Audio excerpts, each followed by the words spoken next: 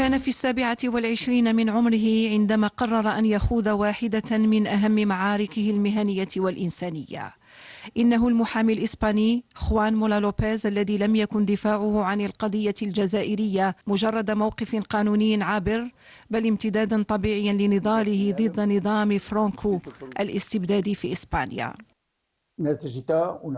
في تلك الفترة كنت أدافع عن مجموعة من السياسيين والمثقفين المناهضين لنظام فرانكو، وكانوا معتقلين في سجن كارابانشيل في مدريد، وكان من بينهم شخصيات بارزة تحاول إعادة بناء الحزب الاشتراكي العمالي الإسباني من الاشتراكيين القدامى في زمن الحرب الأهلية، وقد تم اعتقالهم بتوجيه من فرنسا.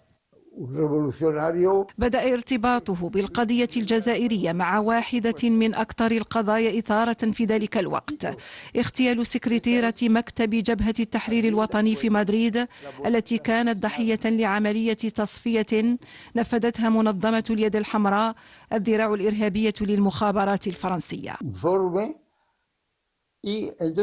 عقدت المحاكمة، وقد كانت مداخلتي لامعة، واعترف القاتل بأنه هو من ارتكب الجريمة، لكنه فعل ذلك تحت الإكراه من قبل جماعة فرنسية تدعى اليد الحمراء، وهي جماعة معروفة، وقد هددوه بأنه إذا لم ينفذ عملية القتل فسوف يقتلونه هو.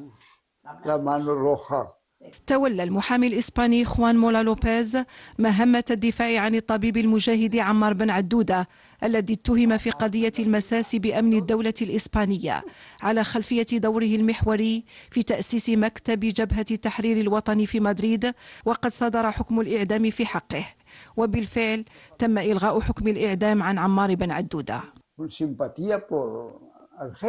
في البداية عندما توليت الدفاع عن عمار بن عدودة وأكل لاكال، فعلت ذلك لأنهم كانا بريئين وليس لأي سبب آخر. لقد كانا بريئين وكانوا سيعدمان، حكم عليهما بالإعدام بسبب شيء لم يرتكباه، وهذا كان هو الأمر الجوهري. ومنذ تلك اللحظة بدأت أشعر بتعاطف تجاه الجزائر، تعاطف تحول لاحقا إلى ما هو أعمق بكثير.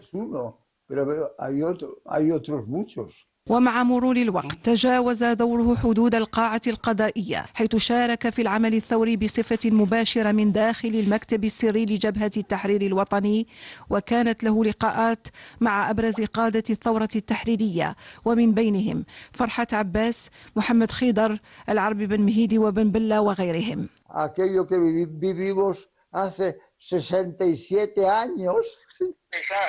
¿Es una periodista de qué periódico? De la televisión de historia. Ah, es una argelina. Sí. في لحظة رمزية اصطحبنا خوان مولا لوبيز إلى المكتب السري القديم لجبهة التحرير الوطني في أحد أرقى شوارع مدريد، حيث استذكر تلك اللحظات التاريخية أين نسجت فيها خيوط الحرية وفتحت منها نوافذ الحلم على جزائر حرة مستقلة. En el tercer piso estaba la oficina del FN, el mejor sitio de Madrid.